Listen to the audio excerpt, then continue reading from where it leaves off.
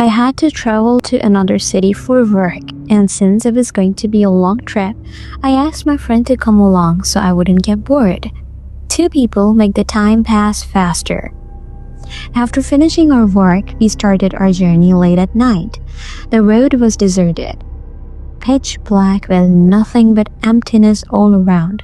My friend and I kept chatting to keep ourselves entertained. I was driving and he sat in the passenger seat next to me. In the middle of our conversation, my friend suddenly went quiet. He just froze and stared into the car's rearview mirror.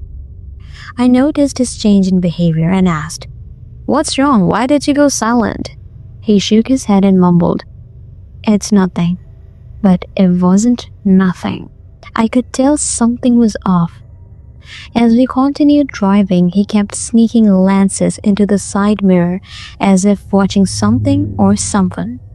I finally had enough and asked him directly, "Who are you looking at in the mirror? What's going on?" After a long pause, he said, "I think I saw an old man. He's been staring at me." His words sent a chill down my spine. The road we were on stretched endlessly into darkness, surrounded on both sides by woods. It felt like driving through a forest. There were no houses, no lights, no signs of life, just us and the road. The thought of someone else being out here, this late at night, was unnerving. "An old man out here?" I asked, trying to rationalize it. "Yeah," he replied, "but there's something wrong with him. He's walking weird." A cold silence filled the car. My friend described the man old, disheveled, with an odd gait that made him look almost unnatural. I didn't want to believe him, but the fear in his voice was unmistakable. Then out of nowhere, a loud bang echoed through the still night. We both jumped, my heart pounding in my chest. "Shit!" That sounded like a tire burst, I said, pulling the car to the side of the road. We got out to check, but when we looked, every tire was perfectly fine. Not a single one was damaged. We stood there for a moment, frozen in confusion. If it wasn't the tires, then what the hell had made that sound?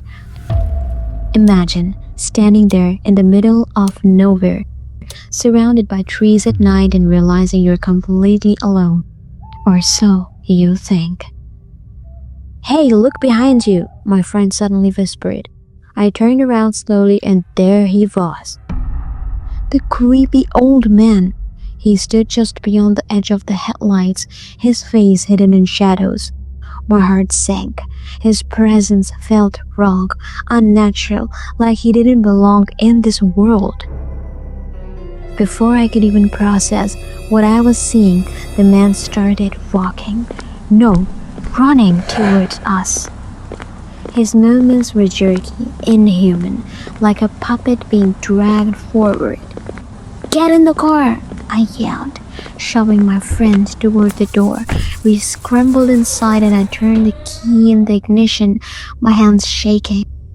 The engine roared to life and I slammed my foot on the gas pedal. The car sped down the road, but I couldn't stop glancing at the rearview mirror. The old man was still there. He was chasing us. At first, it didn't seem possible. How could anyone run that fast? But there he was, sprinting after us. His face, God, his face. I don't even know how to describe it. It looked human, but also like an animal, twisted and distorted in a way that made my stomach turn. I don't know what we saw that night, but I know it wasn't just an ordinary person.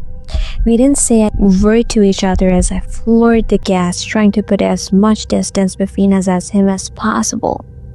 Even after we were miles away, I couldn't shake the feeling that he was still out there, somewhere in the darkness, watching us. Maybe he was never human to begin with. And maybe he's still out there, waiting for someone else to drive down that road. If you ever find yourself on a deserted highway, surrounded by nothing but trees and silence, remember this. Sometimes you're not as alone as you think.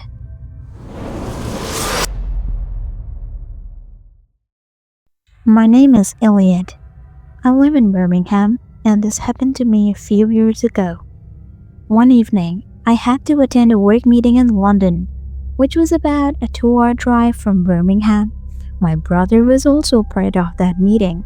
By the time we wrapped up and finished all our tasks, it was already 7 or 8 p.m. We were exhausted after the long day and wanted to get home as quickly as possible. While planning our drive back, we thought about taking a shortcut instead of the highway. It felt like the right choice at the time, but it turned out to be the worst decision we could have made. The route we chose was called Breaknill Forest Road. It's an old road that runs through an even older graveyard, one where soldiers from World War II were buried. Locals say this road is haunted. There are stories of strange creatures, ghostly apparitions, and countless paranormal activities that people claim to have witnessed. But we were too tired to care. All we wanted was to get home as fast as possible, so we took that road, unaware of what we were about to experience. The road was eerily empty that night. It felt like we were the only ones driving through the darkness. A few minutes in it started raining out of nowhere. The weather forecast hadn't mentioned any rain, so we were surprised, but we brushed it off and kept driving. As we moved further down the road, we noticed something strange. Walking along the side of the road was a girl dressed in what looked like an old army uniform. She had no umbrella, no raincoat, nothing to shield herself from the rain. She was just walking, completely unbothered by the weather. My brother, trying to lighten the mood, joked, "Elliot, what college did this girl escape from?" I chuckled nervously but didn't respond. Something about her felt off. Still, I felt bad for her. I thought maybe we should offer her a ride, so I steered the car closer to her, rolled down the window, and asked, "Hey, do you need any help? We can give you a ride if you'd like." She didn't respond. She didn't even look at us. She just kept walking. I tried again. "Are you okay? Do you need help?" No answer. She didn't even glance our way. A few seconds later, she suddenly turned her head towards us. That's when I saw her face. Or rather, the lack of it. She had no features, no eyes, no nose, no mouth, nothing. Her face looked crushed, like it had been run over by a car tire. I froze. My heart felt like it stopped. My brother let out a terrified gasp. I quickly rolled the window back up, and without thinking, I slammed my foot on the gas pedal. As we sped off, I glanced in the rearview mirror. She was no longer walking. She was running. And then she screamed. It wasn't a normal scream.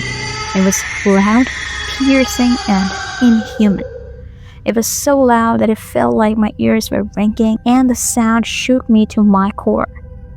I pushed the car to its limit, speeding up to nearly 100 kilometers per hour. But no matter how fast we drove, she was right behind us. Then, just as suddenly as she appeared, she vanished. One moment she was there chasing our car, and the next she was gone. We didn't stop. We didn't even slow down. I kept driving until we were off the road and back onto the highway. We didn't talk. We didn't look back. When we finally reached home, we both let out a sigh of relief. But even now, whenever I think about that night, I feel the same fear I felt back then.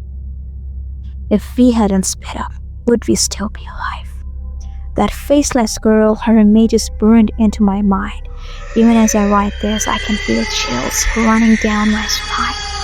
Sometimes, late at night, I still hear her scream in my head.